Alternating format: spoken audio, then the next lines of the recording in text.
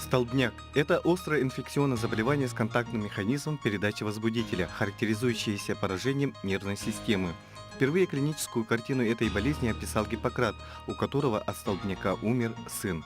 Но научное изучение столбняка началось только во второй половине XIX века.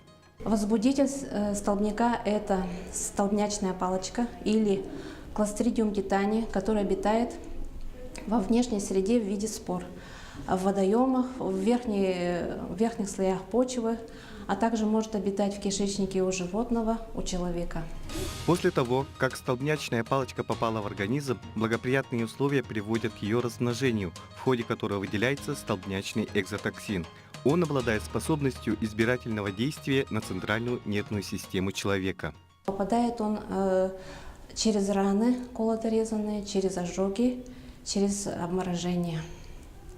Попадая, он поражает мускулатуру, повышается температура, появляются головные боли, боли в ране.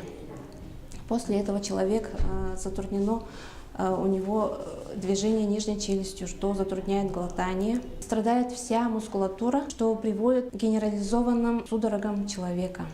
Отсутствие надлежащего лечения не только осложняет течение столбняка, но и повышает вероятность летального исхода. Поэтому при появлении характерных симптомов необходимо обратиться в медицинское учреждение за лечением незамедлительно.